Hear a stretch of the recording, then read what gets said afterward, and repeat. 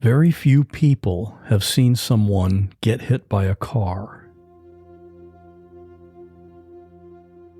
There's a movie from 1998 called Meet Joe Black. Kind of a weird film that combines romance and fantasy.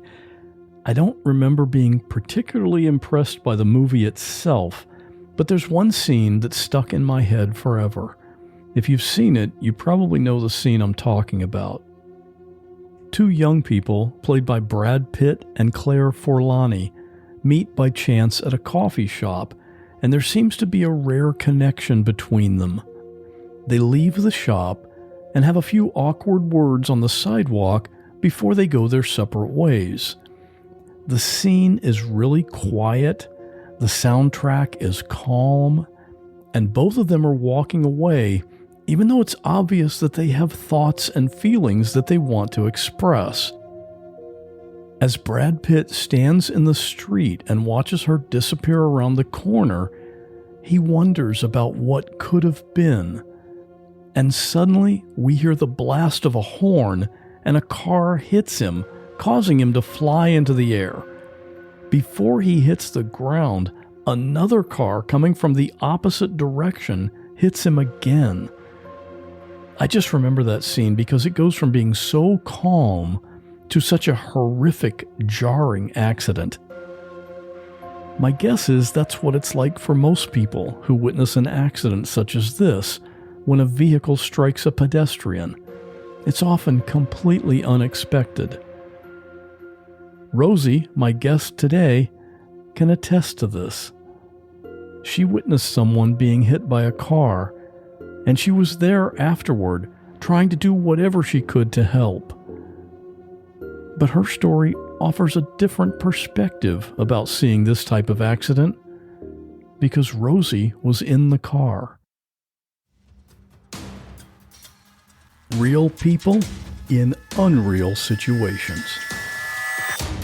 There is a girl hanging by her broken leg from the telephone wire. And I called 911 and I said, I found a baby. I turned around. I see a gun pointed at me close enough I could touch it. She would hold our heads on the water all the time. He levels the gun, pulls the trigger, and I go down. Her eyes were full of tears. She didn't want to leave us. My hair catches on fire. I swear to God, this image is burned in my head for the rest of my life. I'm Scott Johnson, and this is What Was That Like?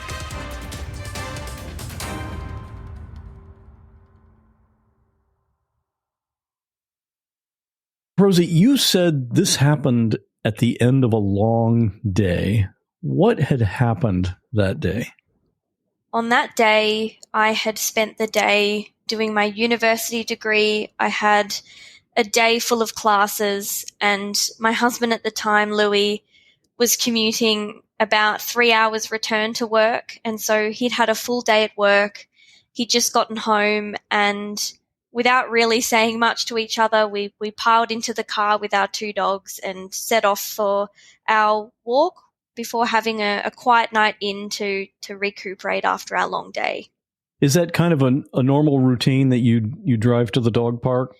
Yes, the dogs get 2 walks a day without fail, rain, hail, or shine. And at the end of each day, we hop into the car and we go to a few different spots. But we usually drive somewhere just to get their energy out at the end of each day.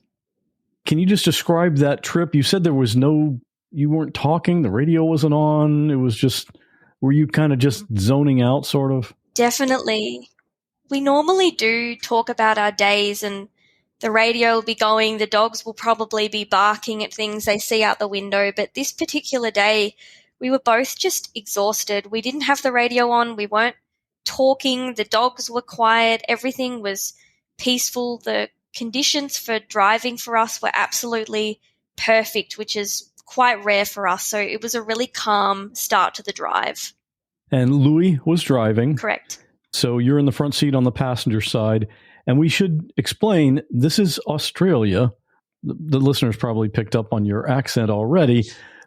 You guys drive on the left side of the road. Yes. So we drive on the left side of the road, and the driver's seat is on the right side of the car. So we had just turned out of our street, and we were only 350 meters away from our house, and we noticed a bus that was traveling in the same direction of the road as us had pulled over up ahead to let passengers out, and we continued driving, not thinking much of it, and as we passed the bus, that's when we were involved in a collision. The second we came level, the front of our car came level to the front of the bus. Within no time to really respond or react, I just saw a blur of colour just step in front of our car simultaneously, and that's when the impact occurred. And at the time, I didn't know. I knew it was someone, but I didn't know anything more than that. I just saw colour and then the impact. How fast were you going? In Australia, we were going 60 kilometres an hour, and in miles per hour, that's about 37 miles an hour. So it's not going particularly fast. It's a pretty common speed for regional streets where I live, but it is still quite an impact to have a collision with someone. Obviously, Louis must have hit the brakes pretty quickly. Yes, so I'm really proud of him. I'm so glad it wasn't me driving, because I'm a late driver and I find driving quite stressful, and he's been driving for quite a long time, and his reflexes were just fantastic. He hit the brakes instantly, and we came to a stop. We did skid for quite some time, but we did eventually come to a stop, and I'm so proud of how he responded to the situation. When I realized that we had hit someone, my body just went into absolute protection mode, and I just screamed. I screamed for so long, to the point where in the following days I had blood in my throat. So my initial response was screaming, and then I just turned to Louis and I just repeated to him over and over again, "It's not your fault," because I wanted him to know that no matter what happened in the situation, I knew that it wasn't his fault, and I acknowledged it. I just wanted him to have those words, because we didn't know what we were going to be confronted with when we got out of the car. I dialed 000 before I got out, and I remember there was such a delay to get out of the car because I was so shaken I couldn't undo my seatbelt. I just remember shaking and almost dropping my phone and just trying to get myself out of the vehicle as quickly as I could, but I did dial before I got out of the car. Thank you, Telstra. Caller, what address do you need the ambulance? I'm on the corner of Bellagio Court and Wilson's Road in Newcastle. Okay, just a moment while I bring it up on my map. So, Bellagio Road. Okay, just a moment. Tell me exactly what's happened. Driving down Wilson's Road, walking our dog, and a bus stopped, and a man just took off out of the bus, running across the road, and we hit him. So, so vehicle versus pedestrian, is that correct? Yeah, so he got off the bus, and instead of looking, he just took off the road. Yeah, we'll get him some help, okay? Are you with the patient now? I'm not with him now. Okay, that's all right. How many people are hurt? Just one person. Okay, He's breathing. Yeah, that's good. How old is the patient? How old does he look? About 15. 15, okay. Is he awake? Is he awake? Is he awake? He's breathing. Okay, he's coughing. He's breathing. Is he conscious? Is he conscious? He's conscious. Okay, is he breathing? He's breathing. Okay, all right. He's not responding, but he's got a head injury. He's bleeding. So, ma'am, I need you to listen, okay? So, okay. You said he's not responding, is that correct? I can see him breathing. He's ma'am, conscious. listen. Okay, ma'am, listen. So, does he have his eyes open or closed? His eyes are open, but they're rolled back. Okay, all right. There's an emergency nurse on the scene as well. So, listen, are there chemicals or other hazards involved? No. Is anyone trapped? No chemicals. No. Okay. All right. So I'm just updating this one here for you now, okay? So just give me a moment. Are there any obvious injuries? He's got head injury, bleeding from the head and the nose. Is there any serious bleeding? No. No? Okay. All right. So we do have an ambulance on its way. I need you to go over to the patient now. Stay on the line. I'll tell you exactly what to do next. Do not split any injuries. Do not move him unless he's in danger. Stop moving him. Stop moving him. No, I'm on the phone to the ambulance now. Don't move him. They know you're here on the scene. They've moved him. Okay, so we don't want to move him. Okay. I'm being told to stop moving him. Please listen. I'm being told to stop moving him. I understand you're a nurse. Yeah. Okay, someone else is also on the phone at the same time as the ambulance. There's two people. Yeah, okay. All right, I understand. So for everyone's safety, we want to tell any bystanders to stay well clear of approaching traffic. If it is safe to do so, turn on flashing hazard lights, okay? So you're doing such a good job there. Turn your hazard lights on. So we only need one person on the phone to the ambulance. Can you tell the other person that you're already on the phone to the ambulance and we'll monitor the patient? Did you want me to hang up or do you want them to hang up? I want them to hang up because we're I'm being told to hang up. Just I know, but I'm being told that phone needs to be hung up. Just say that they're already on the phone you're already on the phone to the ambulance. Yeah, it's not going to happen. Sorry, there's double handling going on, and I'm not being listened to. Yep. Okay. So I need you to be really firm with people and say, I'm on the phone with the ambulance. We've got the help arranged, but we need to take some control here. Okay. So. Okay. Give me 1 second. I'll do that now. Yep. I'm on the phone with the ambulance. There's an ambulance on the way. I'm not being listened to. I'm so sorry. Yeah, okay, all right. You're just not listening. She's touching him. There's a phone call going on. Nobody's listening to me. Can you get the nurse on the phone so she can listen then? Okay. She's not listening. She's not listening to me. You need to tell her, get on the phone now so we can give appropriate instructions. Luke, she will not get on the phone. I'm trying my best. No, she's not listening to me. Who else is on the phone to the ambulance? Is she on the phone or? She's on the phone to someone as well. She is? Yes. Okay. Can you ask her, is she on the phone to the ambulance or who's she talking to? She's not on the phone now. I'm being ignored. I'm so sorry. Okay. All right. Let me just make some notes here. What is that, sorry? I'm just making some notes. Just a moment. I'm gonna hold the phone over to her ear now, okay? Yeah, sure. Okay, all right. So we do have the ambulance arranged to give you some instructions, okay? We've got multiple callers, so we just wanted to, okay, all right, good. All right. So, ma'am, I need you to listen. So I want you to just take hold of the situation. Do not splint any injuries and do not move unless he's in danger. If you can take someone for everyone's safety to tell the bystanders on scene to stand well clear of approaching traffic. Yeah, okay, perfect. Okay. So did you witness the accident? Okay. Is the patient? Okay. Yeah. Okay. We've got. Okay. All right. You're doing such a good job there. Okay. Do you still need to speak to the nurse? Yeah. Oh, yes, I do. Okay. I'll pop you back on. Sorry, we've got the family involved now. I'm just going to pop you back. Yeah. Yep. No worries. I just need some call control there, and we've got the help arrangers coming lights and sirens. I just need when they get right with you, I'll leave the case. Yeah, perfect. Thank you so much. You're being so good there.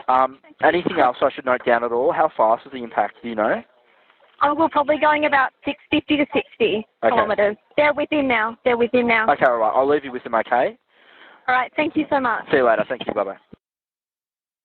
Louis got out of the vehicle straight away, and I called out to him to go over and check the situation. I wanted to check the street we were on.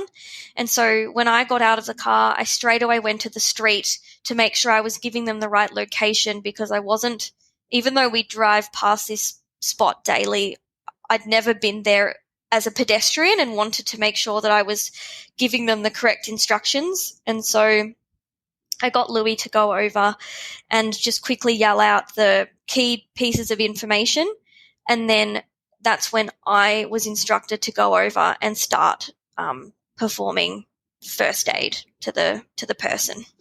So when you approached this person, what did you see? I saw that they were quite young. I could tell that they were a teenager. They were a male. And they were very, very injured. They had visible head trauma, terrible, terrible road rash from the impact and skidding along the road. And they were awake, but they weren't aware of what was going on. So they had their eyes open, but they were drifting in and out of consciousness, and they were pale as anything. I knew when I saw this person that it was really, really bad. I don't think he was even with it enough to be in shock. I think now knowing his injuries, I think he was dying. I think he was dying in front of my eyes on the side of the road. There wasn't a whole lot I could do in the situation. I just had to keep him still because he kept trying to stand, and each time he tried to stand, he would just collapse. And so I sat next to him and I just tried to keep him still. I told Louis to go stand away. I knew that he was in really severe shock, and I figured that I was probably the one out of the two of us that was more capable in that moment to deal with what I was confronted with. And so Louis stood to the side, and I proceeded to support this teenager as best I could. What made you think you were the one most appropriate to deal directly with this boy as opposed to Louis? I think for me, for one, I have my first aid certificate. 2, I've been at the scene of an event before, not a road event, but a domestic violence event that happened out in the street where someone was very badly injured, and I supported them and called the ambulance. And so I just felt very mentally prepared. I'd seen a lot of confronting things in my life, just being out and about in the community. And I felt in that moment that I didn't want to scar Louis any more than he had been scarred. I wanted to take that burden from him and manage it myself. When I came over to him, his shoes, his lace-up trainers, were in the middle of the road. His pants had come down sort of to his thighs, and his jumper had come right up almost over his head. So the impact had essentially tore his clothing off his body, or close to being off his body. And so it took a while to sort of figure out what I was even looking at, because it was just this pile of clothes and a person on the road. It was a really weird scene to be confronted with, and I didn't expect to see his clothes essentially gone. He landed pretty close to the point of impact. I believe he probably would have travelled with us on the car, if that makes sense, as we were driving, and then rolled off and then rolled into the gutter pretty close to the bus stop. But we travelled, even though we had hit the brakes, Louis had hit the brakes instantly, we skidded for quite some time. We skidded almost around the corner. So when I got out of the car, I had to walk several meters to get back to him, which was surprising because I didn't realize we traveled such a distance. The dispatcher was really focused on me keeping them still. They were breathing. They were conscious in a way. There was no need to clear the airways. And so the dispatcher just wanted to make sure that they were lying still, not moving, in case they had, spinal injury, and just to keep them comfortable. Although the call didn't last for very long before somebody took over the scene and made it impossible for me to carry out the instructions of the dispatcher.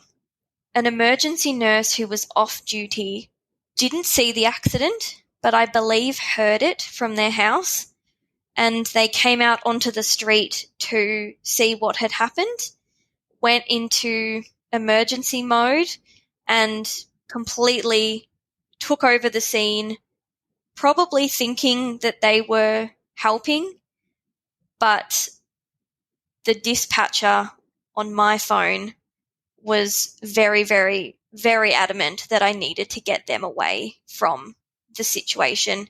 1, because they didn't see it. 2, because they were going against the instructions that I was trying to pass on to them. And it became really distressing because I felt like I had no control over the situation. And no matter what I did, this person was not listening. And I was getting very, very clear and slightly aggressive instructions from the dispatcher. And I was trying to pass that on to this person, and they just were not hearing me.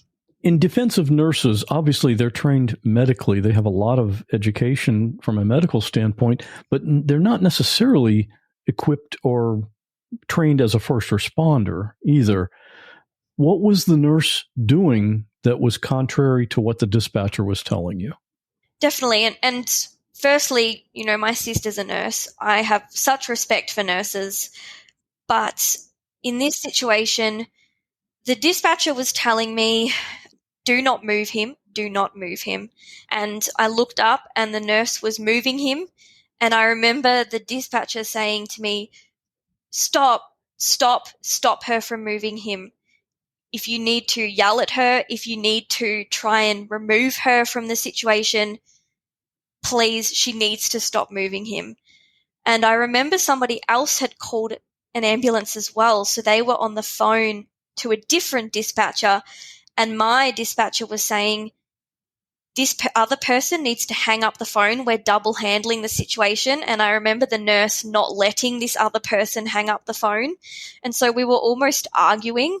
There was a lot of back and forth of me pleading this person to hang up the phone, but they felt almost threatened by the nurse and didn't want to. And I think in that situation, the nurse was the only trained medical professional. And so people felt really inclined to do what this person said. And so you can hear the desperation in my voice. I just was pleading for her to please let this person hang up the phone and to stop moving him. And I was yelling. I was waving my arms around, trying to get her away. I was quite angry. And at the one point, the dispatcher said to me, it's not working. If she's not going to listen to you, just put your phone up to her ear. And I just walked over to her and I just shoved my phone in her ear and I said, you need to listen to what he is saying. And I could hear him through the phone just instructing her on what to do. And from that moment onwards, my role was to just be there. And I didn't perform any medical support. I just held the phone up to her ear and I just held his hand and just squeezed it and talked to him and waited for the ambulance to arrive. So you were just kneeling and holding this boy's hand. Yes. Did he speak to you at all? No, he was so out of it. He was frothing at the mouth. He had blood all over his face. His eyes were different sizes. One eye was dilated, one eye wasn't. They were rolling back. He was mumbling. He was pale as anything. He wasn't squeezing my hand back. I think that's why I felt so panicked, because I just couldn't believe that this nurse was jeopardizing the situation like that. And I felt like just screaming like he is going to die if we don't get control in some way of this situation and stop. It was a real power struggle, I felt, and I think almost the victim was almost forgotten about in that moment. It was very much who's in charge, and it just felt really, really hopeless, and all I could do was just hold his hand and just pray that the ambulance was going to arrive soon. What was Louis doing during this time? I have no idea. I was just not even thinking about it. I'd completely forgotten I even owned dogs and they were sitting in the back seat of our car. I'd completely forgotten about Louis. Louis could be anywhere for all I knew. I think he was just standing off to the side. At that point, everyone had gotten off the bus and everyone was crowding around and people, I believe, were comforting Louis. The people on the bus were fantastic. I felt really supported by them. And so I wasn't too worried about Louis. I was just focused on the immediate situation in front of me at that moment. When the boy got hit, he had gotten off the bus with two friends and they had seen the whole thing. And he lived, I found out, very close to the bus stop. And so they had run home and brought back to the scene not only his uncle, not only his grandmother, but his father as well. So 3 members of his family showed up. So at that point, we had myself and Louis, everybody on the bus, including the driver, the nurse, and now the family. And we also had a member of the public who had seen the accident and pulled over as well. So we had over 10 people at the scene. The family, I think, heightened the stress even more than what it was before. You said it was his father, his uncle, and his grandmother. Mm-hmm. What did each of them do when they arrived? I remember the grandmother sat on the ledge of the gutter because the boy was in the gutter at this stage, and she just cradled his head. The uncle was pacing around on the phone, and the father, which breaks my heart to this day, was leaning over his son and just speaking to him and saying, you know, Dad's here, please keep your eyes open, I'm here, everything's going to be okay, please just stay with me. And I remember just placing my hand on the father's back, almost as like a comfort. He probably didn't even feel it, but I just felt so overcome with guilt. Even though I wasn't driving and it was not Louis's fault, you know, this boy ran out onto the road and he was completely hidden from our view when it happened. And so there was no way we could have known.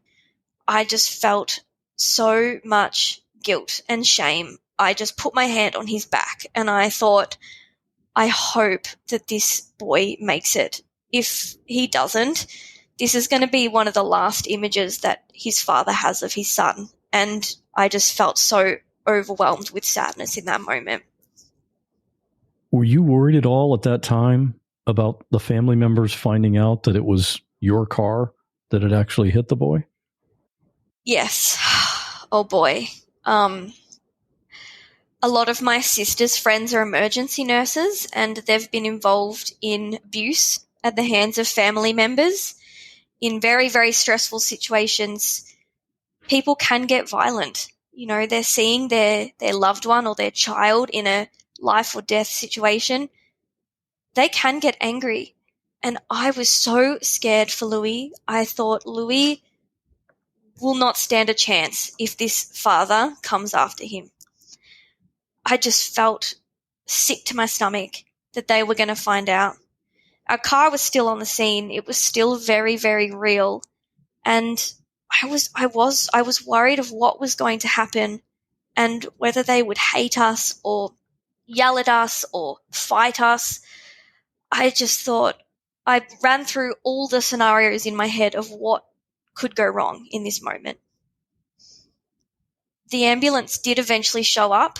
There might have even been 2 ambulances and the police as well. They loaded the boy into the ambulance. We did find out that from the family that he was 15, so I had that confirmed age, and they ended up landing a helicopter to transport him to hospital. When the family had left, the uncle remained and he came over to us and he said, I found out that it was you. We are so sorry that this happened to you.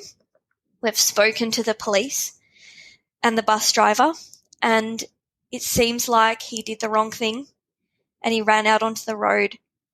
We have no hate for you. What happened was horrible. Thank you so much for being there and helping out our child, our family member. And he gave us a hug, which I can't even explain how much we needed that in that moment and how much I didn't expect it. You know, at that moment, we didn't know what was going to happen to this person. For his uncle to come over and give us that message was just absolutely life-changing for us, for the better in that moment. What incredible kindness and empathy. Yes. You know, that they were thinking about you in that situation, as opposed to that boy, their family member, who may not make it. From your observation at that point when he was taken away, did you think he would survive? What were your thoughts on that? I didn't think he would survive. I didn't tell that to Louis, but I didn't think he would survive. He was so injured. And our car, we drive a very big car. We drive a big 4-wheel drive ute. It's huge. I did not think he would make it. The way he came up over our car and the impact, I thought he would pass away for sure. Did you talk to any of the passengers that were on the bus? Did they see also what happened? The passengers actually didn't see. So they were all at the back of the bus. The bus driver knew what was going to happen, and he tried to warn the 15-year-old what was about to happen, and he didn't get to his horn in time. And we actually found out that the footage of the camera inside the bus had been reviewed, and the bus driver was fantastic. He tried to warn the boy, and when it was too late, he immediately got on the radio and just started giving the code, whatever, to, advise someone that a accident had occurred. And he just reacted to the situation so quickly. Fortunately, the people on the bus didn't actually see, but they stayed anyway. They stayed for hours with us. They didn't need to. They didn't need to provide a statement of what they saw because they didn't see anything. They just heard the impact, and the bus driver yelled out, "There's a kid's been hit," and everybody ran off the bus. And they stayed with us and supported us through that, which was just, again, I'm in awe of how kind people can be. The bus had 9 cameras around it. So the bus caught every angle in detail of the accident. Have you seen that video? No, I don't think I could look at it. We did have the Transport Accident Commission. We had a representative come and speak to us to interview from our side of the story, and they did explain the video to us and explained that it showed everything in really clear detail. And something that I will mention before I forget is that the cameras actually also showed up several cars stopping and driving away after they saw the accident. So several passers-by actually pulled in to the accident site, had a look, and then drove away. So nobody who saw the accident actually stopped. The only people that stopped to help were people that heard the noise and came out of their house or drove by after the accident had occurred. But the people that saw it happen, nobody stopped. Everybody kept on driving. I don't even know what to say about that. Yeah, it breaks my heart to think about. So we were at the scene from the moment it happened for over an hour, I would say. And the police showed up and put cones around and blocked people from travelling through and interviewed everybody. At this point, the boy had left As I mentioned before, a helicopter had landed at a nearby oval and transported him to a hospital in a nearby city because of his injuries were just so catastrophic he needed absolute life-saving treatment. I then went over to Louis and we were both just shaking. I could not stop shaking, and we just gave each other a big hug, and everybody on the bus gave us a big group hug. I remember just being in the center of this hug and just complete strangers just completely wrapping their arms around us. We then gave statements to the police, and people from the bus slowly started to leave and hop on another bus or get picked up and leave the scene. I had a sudden realization that I had 2 dogs and they were still sitting in the car. Those poor things must have been so shaken by the impact. And so I asked the police officer if I could get my dogs out of the car, which I was allowed to. And so I called my mum, and she was allowed to come into the scene and help me get my dogs home. They were really good. I thought that they would be very stressed, but I think they just read the situation and understood that now's not the time to initiate play and be naughty. They just walked home really calmly. And then I went back to the scene. And I think the most heartbreaking thing for me was when the police had to escort Louis to the hospital to get a blood test to test his alcohol and drugs levels. Seeing him drive away in the police car after experiencing something so life-altering is just heartbreaking to me. Was he scared at that moment? He wasn't scared for the results because he came back absolutely clean as a whistle. Nothing came up in the test. But it must have been really humiliating to be escorted into a hospital in front of people with 2 uniformed police officers who waited outside the room while he got a blood test. I can't imagine how degrading that must have felt, going through something so traumatic.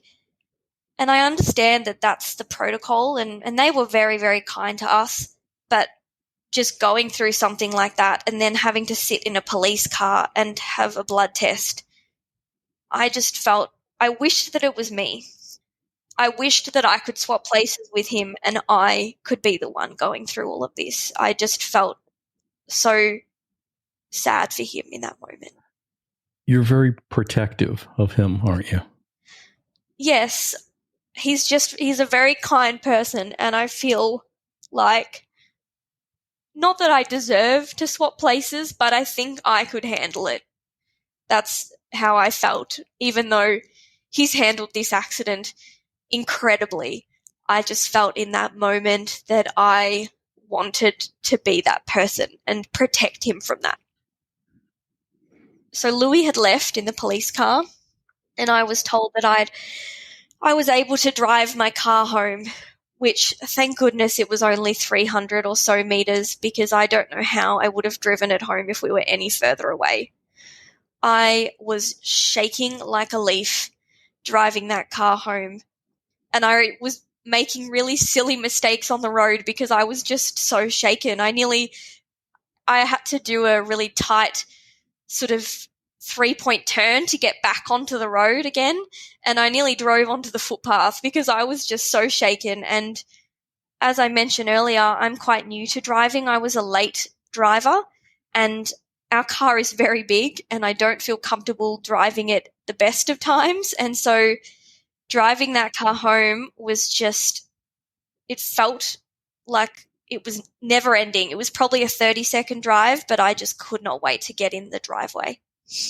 And it was damaged. You were driving it with it being damaged as well. Was the windshield broken? No. Our car ended up, because of the size of it, you would not have known we'd hit someone looking at it. Our windshield was completely fine. Our front light was smashed, and our front bonnet just had lots of dents across it. But that was it. So our car was quite untouched in the accident, although you could tell we'd been in an accident, but it wasn't clear that we'd hit something. The windshield was fully intact. There was blood on the car, and I wanted to make sure that Louis didn't have to see that.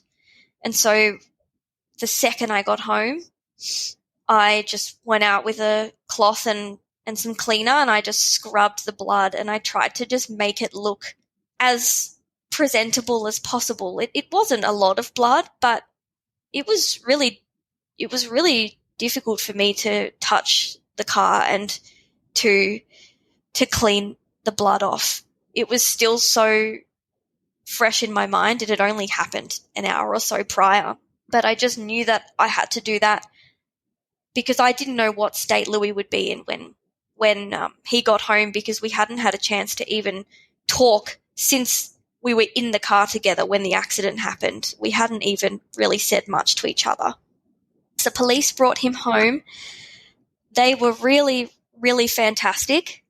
They dropped him home, and they pretty instantly actually gave him and I a free road trauma counselling resource that we could use. So they were really very kind to us and knew that we weren't in the wrong and understood that this would be really traumatizing, and so set us up with some resources that we could use in the coming days and weeks and months. Did they have any information about the boy's condition? No. They did brief us of what would happen if he passed away, and we knew that if he passed away, there would be an inquest into his death and that we would need to provide a statement. They said that they would try and get us some information that evening. So by the time we got home, it was still light because it was summertime in Australia and the sun sets quite late. We were told that they would try and reach us that evening. Whether it was in the middle of the night, they weren't sure, but they did tell us that they would reach out as soon as they could. We just sat in silence for most of the night, and we both tried to get some sleep. I just could not stop shaking. From the minute of the impact to several days after the accident, I just shook constantly. It was just, I felt like I was living a nightmare. When all is said and done and the quiet and the dark sets in, it's a really, really lonely place to be. Everyone around me, my city, all went to sleep for the night, and I lay in bed just jolting awake at every sound, every movement from Louis next to me. I was very much in the trauma response of that fight, flight and freeze, and we didn't really get any sleep that night. So when did you get more information? This bit's a little fuzzy. It was definitely a couple of days later. We'd spoken to the police more for formality reasons. The next day, we were given access to a TAC claim for any injuries or anything that we needed to claim. But we were really left in the dark for a couple of days. And I just remember being like a zombie. I couldn't really function without knowing the state of this teenager. And Louis was very much the same. We just spent the next few days just telling our loved ones what had happened and just bracing ourselves for when we got the news. And it did eventually come, but it wasn't in detail or in the detail that we had hoped. The police did eventually call Louis and let him know that he was going to live and that he was in an induced coma and had several surgeries, and that they were bringing him out of the coma from memory. And they pretty much just left it at that, and we never really heard from them again. Would you be able to call the hospital yourself and ask about his condition? We didn't try, although I know for confidentiality reasons, unless you're immediate family, I very highly doubt that they would give us his information. So you knew that he was somehow going to survive, but beyond that, you were still without any closure or information, anything. Exactly. We had zero closure. I didn't know whether he had brain damage, whether he was paralyzed. I had no idea of anything. And it was so final. They just gave us that information and good luck and have a good life. That's really how it felt. Did you think about going to the hospital to visit him there? No. For one, the hospital was in the next city. We would have had to have travelled. We didn't actually know what hospital initially, but when we did find out, we would have had to have travelled over an hour to get there. And I didn't know, I had no idea what we'd be confronted with, whether the family would want us there. It may have gotten very awkward, right? Yes, I mean, hello, we ran over your son. I just didn't feel like it was appropriate, and we were just in such shock.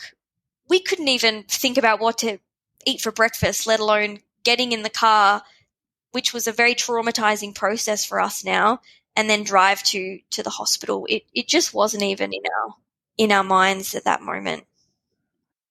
My mum was out with some friends, and she was filling them in about what had happened, just updating them on her life.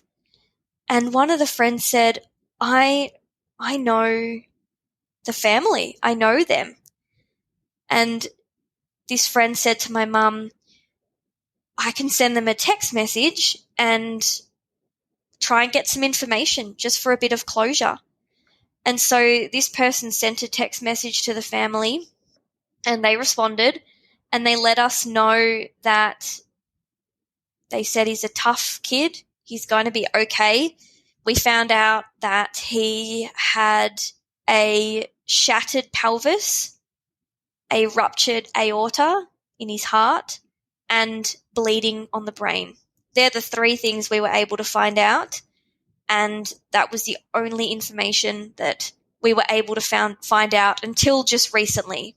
Recently, we found out a bit more, but at that moment, that's all we were able to find out, and that's all I had to go on for the next few months.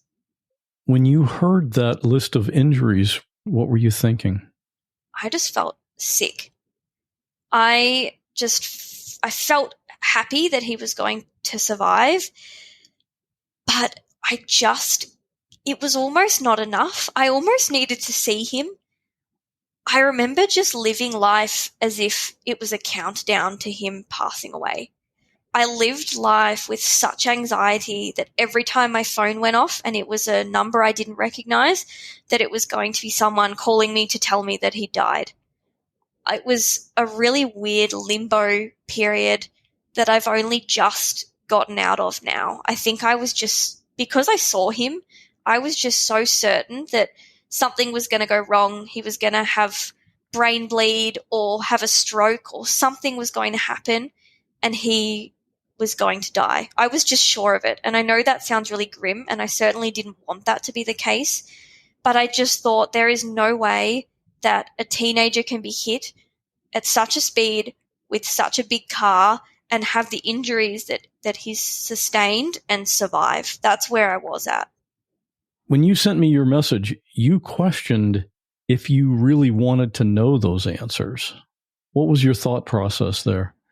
Post the accident, I went through a lot of stages, almost like grief in a way.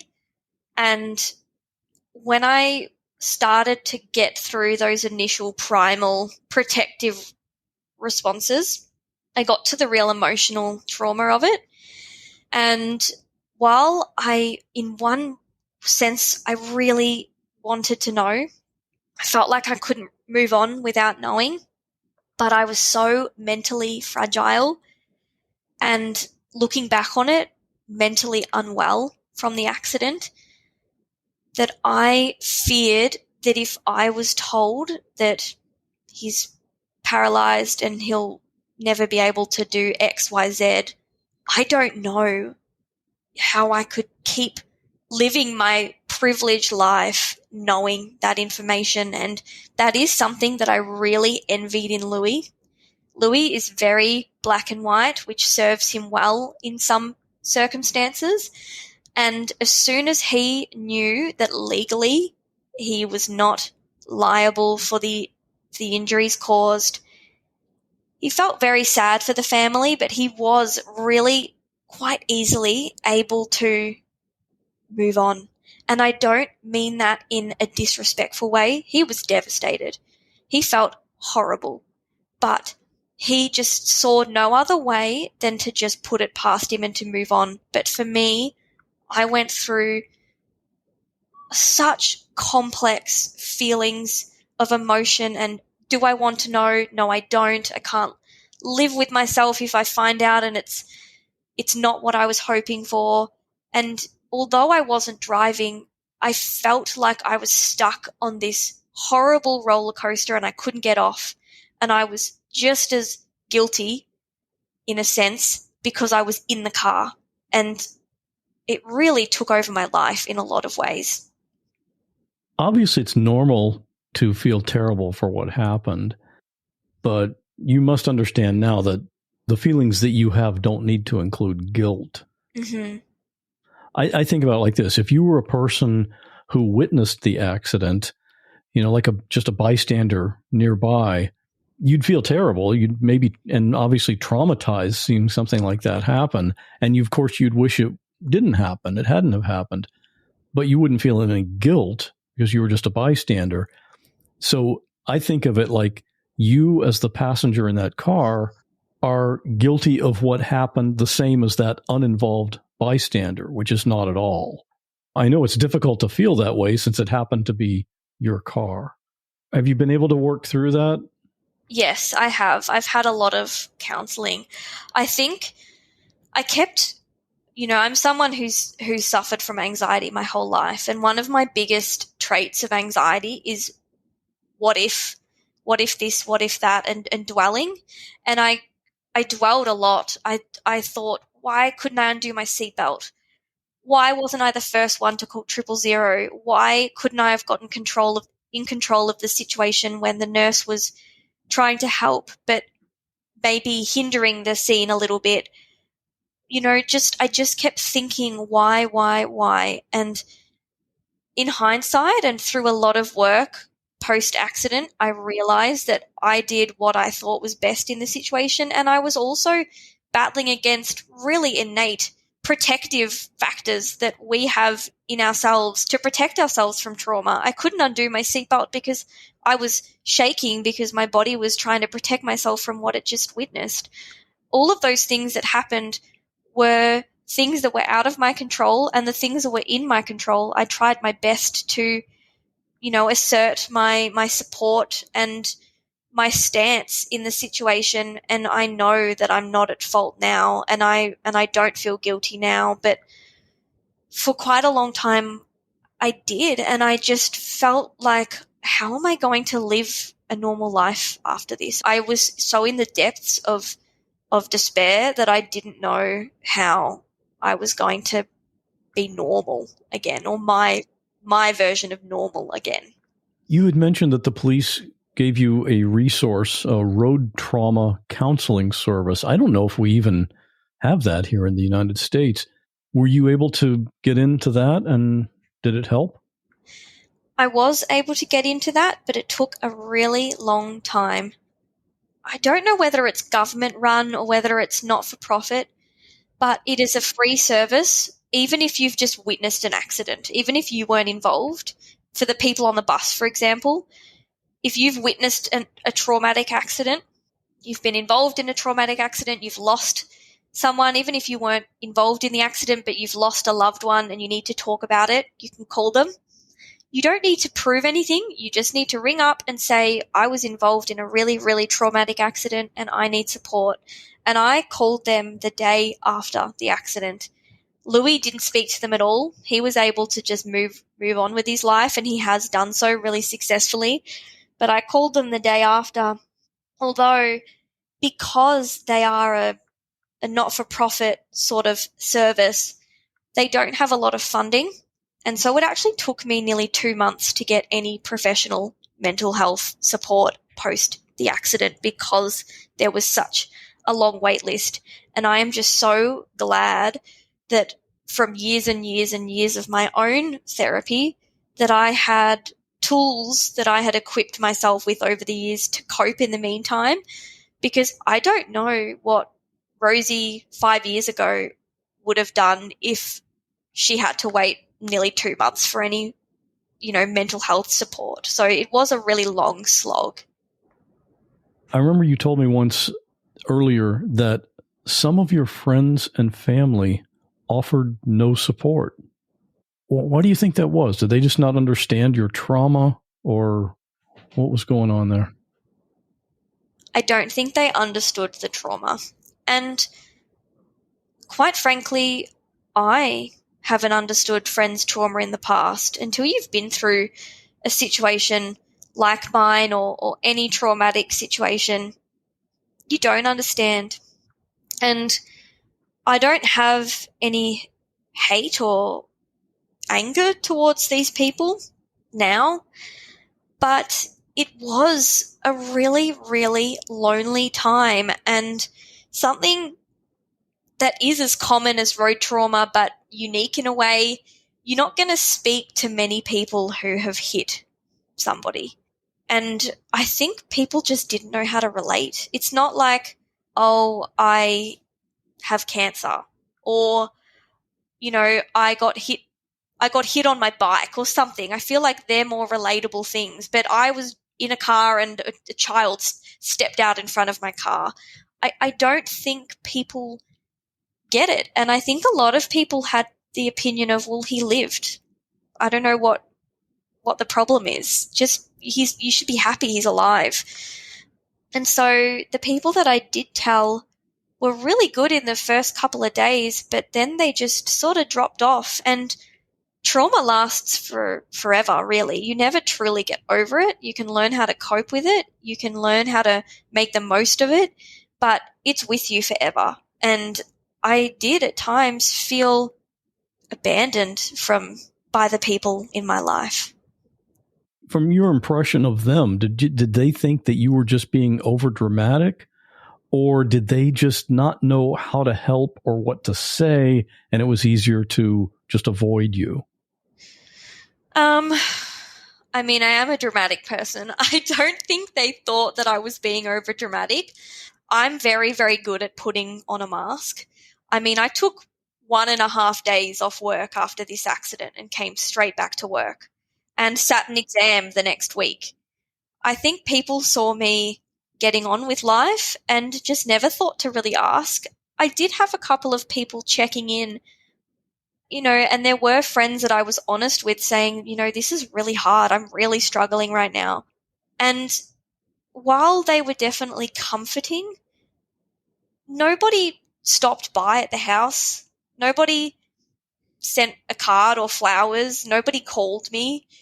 Nobody, sent food to help us for the coming days after the accident. It was like it had never happened, and I did have texts from people checking in saying, how are you going? But it felt kind of tokenistic in a way, a checkbox to say, I've let them know to say if they need anything, tick, that's my part done. But I think people don't realize that when you're in the midst of something like this, you're often not in the place to be able to ask for help. The last thing you are able to do in that moment is to reach out to people and to say, actually, can you come by? Or we haven't cooked food in ages. Is there a chance that you can, if you've got time, we can cook together even, but I just need the presence of a positive person in my life right now. And it just didn't happen. And as the days turned into weeks, turned into months, it went from getting texts here and there to just nothing at all. You're still recovering. I mean, it seems like we're talking about something that happened a long time ago, but as we record this accident happened 5 months ago. Yes, 5 months tomorrow. And yes, it was not that long ago. And as I said, it was right near our house. So I walk and drive past this location daily. driving isn't so bad. It's being a passenger in the car is really difficult, especially if we drive past a parked bus or a big van or truck that I can't see what's behind it or in front of it. Oh my goodness, my heart races and I get this panicked feeling and I close my eyes and I clench and I wait for the impact and it doesn't happen and then I breathe again. It's an endless cycle and I know that it'll be with me forever and it's something that I'm just trying to move through as best I can, which is crazy when you're with people who might not know, and I'm going through these experiences of trauma and they don't know what's happened and I'm freaking out in the street and they're not understanding, but little do they know that I'm going through a very public trigger or fear response to a noise, which is humiliating but also very humbling at the same time that I do have to go through these things in public sometimes because anything can trigger me. It could even be a child screaming with joy or someone closing their car door or someone dropping something in a shop. I just go right back to the accident. The counselling was really beneficial. I hadn't actually spoken to anybody, even my mum, about the accident from start to finish. One of the real feelings of dismissal that I felt from my mum, I remember it was about 2 days later and I was talking to her on the phone and I said to her how I was struggling, that Louis wanted to move on really quickly and I was still stuck in that space. And she said to me, "Oh, Rosie, it happened 2 days ago. You need to move on. Stop talking to him about it. Just move on." And it had been 48 hours. And so I talked a lot to my counselor about that and just feeling really, really dismissed. And another thing, I told a friend and she said, "Well, you need to be there for Louis because it was much worse for him. He's the one that hit the boy. You're there as a support system and you need to put your issues aside and just be there for Louis." And so I had a lot of themes to talk about of just feeling really invisible. And I actually wasn't provided the support service for the counselling Louis was, so I wasn't given any resources. Louis was as the driver, and I was just sort of the sidekick that tagged along. And so I had to really fight for my rights to advocate for myself. And so while we did talk a lot about the accident itself and how I could move through those symptoms of PTSD in a way, the later themes of my sessions were all about moving on post the accident and how I can still have relationships with these people who have let me down and not have it take over my relationships with them and not have it be the elephant in the room all the time. You had mentioned that you got a more recent update about the boy and his recovery. What do you know now? I mentioned before we had the Transport Accident Commission. I hope I am saying the acronym right, but the TAC. And a representative came and they basically, their job is to represent us as the driver. And they came to interview both of us of, the accident. And this was only recently, about 2 or 3 weeks ago now. I had to ask and get the information out of this person, but I felt ready to know at this stage.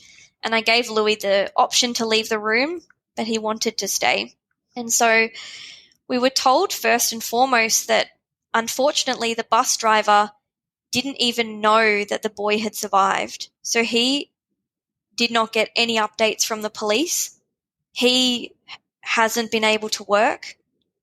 He tried to go back to work at a different bus route and had a breakdown at work and had to go off sick and has been very traumatized by the accident. He thought it was his fault because he wasn't able to reach his horn in time, even though he's been reassured that it would have been too late regardless because the boy got off the bus and ran straight away, hopped off the bus and just ran in front of the road. There was no hesitation. So we found that out about the bus driver, which is really sad, that he was waiting and he was ringing the police and ringing the hospital and nobody would give him any information. And so he thought the boy had died. So I feel very privileged for the small amount of information that we did get. But I asked of the boy's current situation, and we were told that he's home now, that he essentially broke nearly every bone in his body, that he has a carer living in the house with him, that he will never be able to play and run, and he'll never be able to have a physical job.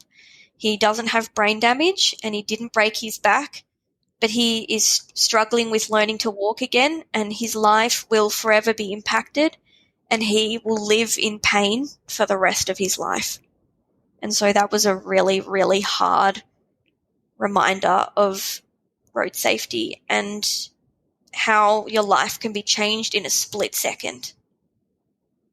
Do you feel like it's good that you know that information now? Or would you rather, if you could turn the clock back and not know that? I wouldn't turn the clock back and not know. I feel strong enough now to know. I've done a lot of work on myself. I mean, the fact that I've gotten through this story and not burst into tears, I feel ready to know the information. It didn't shock me as much as I thought it would. I didn't have a particular strong physical response. It was shocking and I felt sick thinking about it, but I didn't break down. In a weird way, I felt like this boy, his life is changed. I felt like I deserved to know that. Not again because I feel like I deserve to feel bad, even though I do, but how lucky am I to be able to just walk away from that accident and go about my life and have the ability to run and jump and play with my dogs and go for a hike. It's the least I can do to take on that burden and find out that information compared to this child who is half my age and is going to be walking with a frame and needing constant support for the rest of his life. I felt like it was the least I could do to know that information, and it hasn't burdened me as much as I thought it would. It feels like, I don't want to say closure because I don't want to be disrespectful to him and what he's going through, but I feel like it was the final piece of the puzzle, and I would actually love to meet him. I hold no resentment towards him whatsoever. Not at any stage of this accident and the aftermath did I ever feel any anger towards him. I want him to know, because he doesn't remember anything. He doesn't know. He doesn't remember me squeezing his hand. I don't think he even remembers his dad and nan and uncle being there. I want to put a face to the person or the people that were involved. I don't know his feelings towards us. I don't know whether he thinks we're these monsters that changed his life forever, but I want to meet him and show him that we're just two normal people, and, you know, mine and Louis, our lives crossed with this complete stranger that day, and we'll forever be connected because of this accident. And I just want him to know that we're good people and we care about him and we're thinking about him. And if I had the opportunity to meet him, because I do know that he lives very close to us, I would jump at that opportunity, even if it meant being confronted with his injuries all over again. And another thing is his family didn't see the accident. So really, he has no idea what happened. Nobody can tell him. The ambulance can't. They didn't see it. You know, none of the witnesses have really, that I know of, had as much sort of involvement in the process as us, because it was our car. And so he's probably missing all of this information. The fact that the bus driver wasn't even able to get information as to whether he lived or not, I doubt they've been in touch with the bus driver. And so I think it would be really healing for both of us to meet and to share stories and information with each other. And I don't know whether Louis would be up for it. He's very much moved on with his life and still feels for the boy and feels terrible. But for me, I think I'd be very interested in that, and maybe it is something that I will pursue, and I just hope that, I mean, it's a really, really painful lesson to learn, and I just hope that he has learned a lesson and is a little bit more mindful when being around traffic, because what happened to him was, at the end of the day, as sad as it sounds, preventable. If you do end up having that meeting, we want to do a follow-up and hear how that goes, because I'm sure everybody listening to this will want to know how that went. And also, you've mentioned that if people want to contact you, they can do so by email, and we will have your email address in the show notes for this episode. One more question. Why do you feel it's important for people to hear this story? There's a couple of reasons. Firstly, to shed light on just how frequent accidents like this actually happen. And since the accident, I have actually nearly hit 2 people. Not of my fault again. One person was on their phone and looking down and walked right in front of my car. And luckily I was driving in a street where the speed limit is much lower, and I was able to slam on my brakes. And I held my horn down, and they had their headphones on and didn't even hear me. So they never realized what had happened, and they just walked across. And the second time it happened, I had to swerve I had to swerve onto the other side of the road. And luckily it was at night and there was no traffic, but I had to go into a completely wrong lane to avoid this person. And these were both adults. And so it's really common.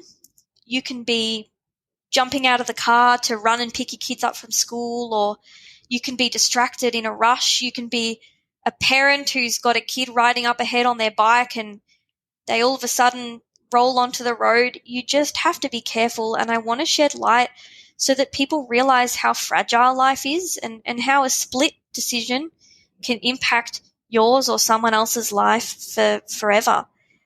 And secondly, I want to reach people who might know of someone who's going through something, or maybe you've got a friend who's been a little bit more distant than usual. Check in on them. They might be feeling really lonely or going through a tough period or going through trauma themselves, and a kind message and support can mean the world to someone.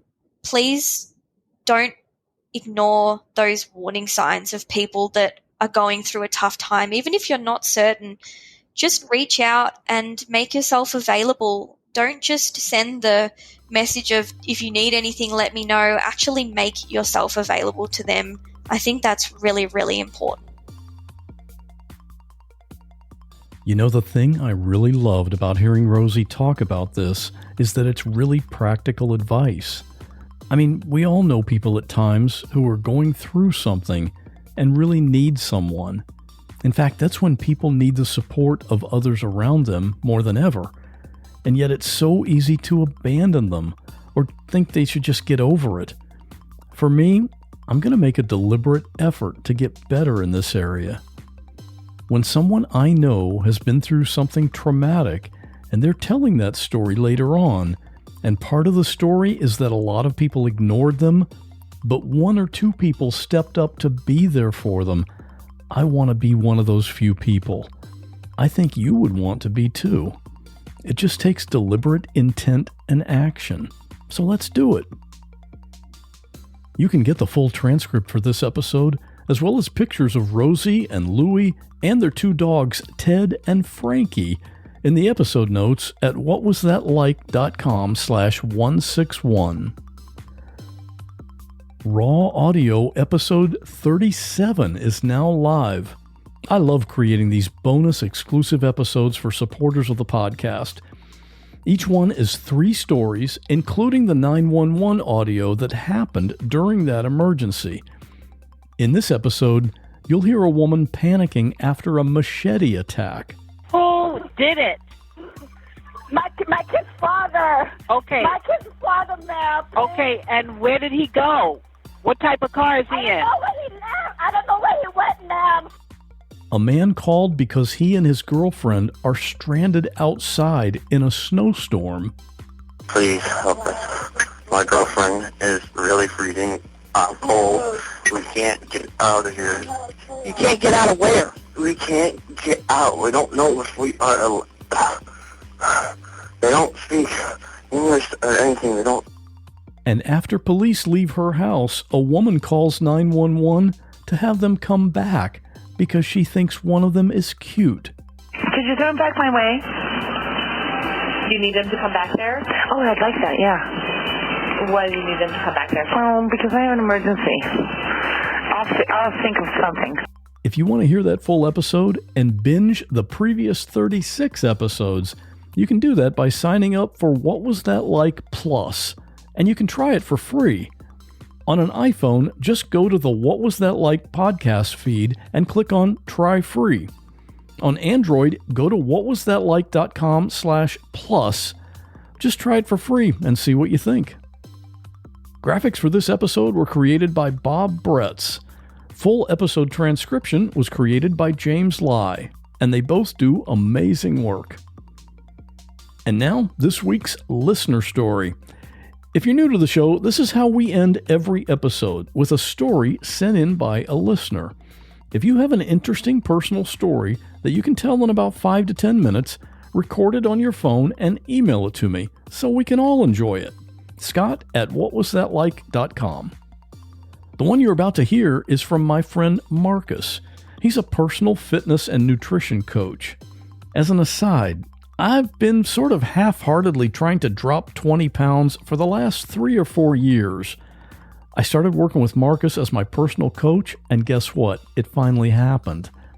If you think you might benefit from the advice and accountability of having a coach, let me know. I have an affiliate arrangement with him so I can connect you, and he can tell you how it all works, and you can decide how you want to proceed. In this listener story, Marcus tells about the time he completely shocked his girlfriend by proposing. Stay safe, and I'll see you back here in 2 weeks with the final episode for 2023.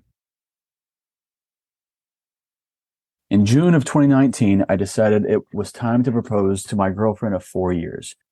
As most guys, I had no idea how I was going to do it. I knew I wanted it to be truly special, and I wanted it to be recorded somehow. I wanted to really, really surprise her.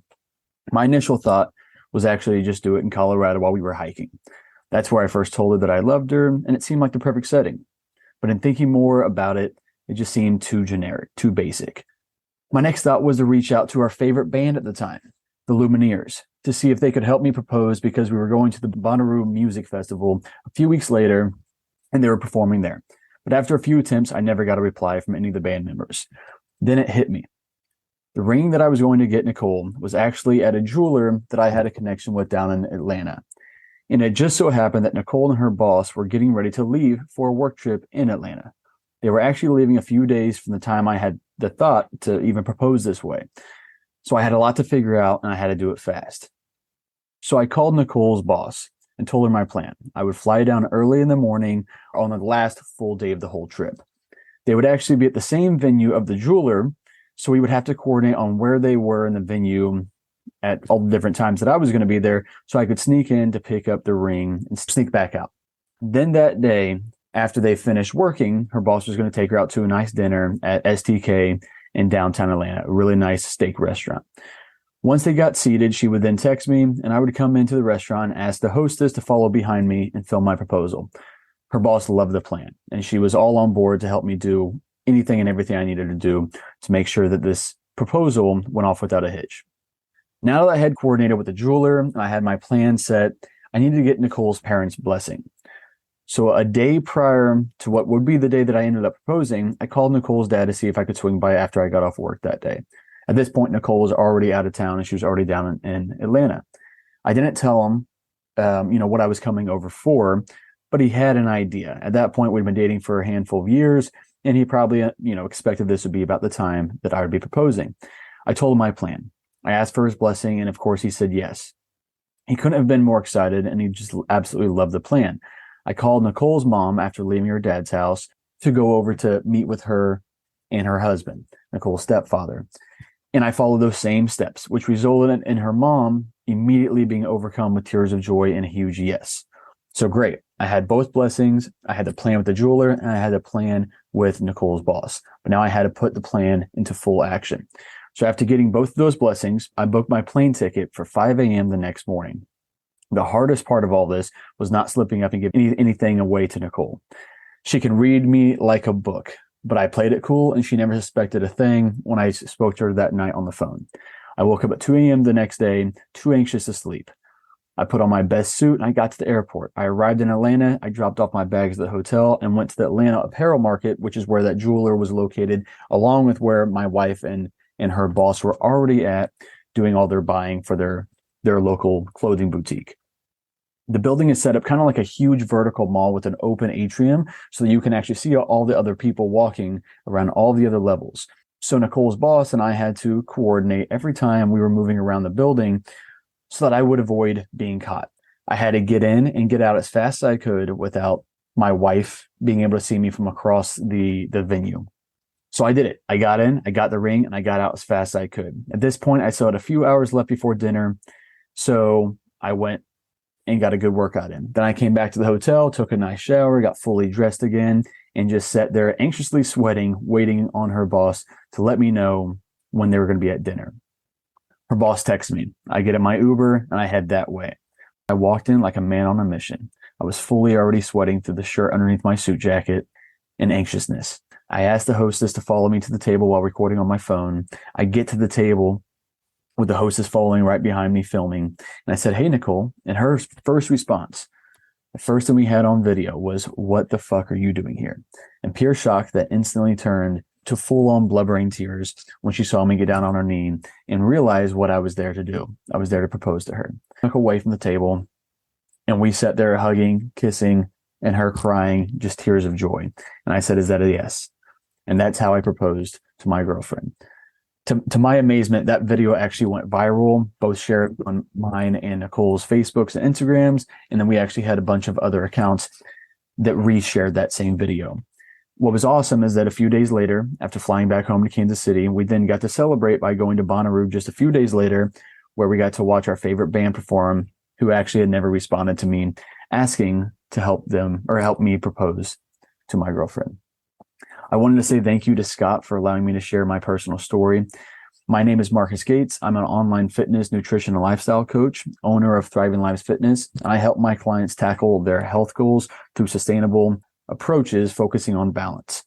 Through weekly accountability check-ins and reflections, I hold my clients accountable, and I guide them every step of the way towards their health and fitness goals. In fact, I'm actually Scott's coach. He's been with me for most of 2023 and has done an incredible job of not only reaching his goals that he came to me with, but the most important aspect is that he's maintained those results that he's gotten and continues to strive and get better and better every single week.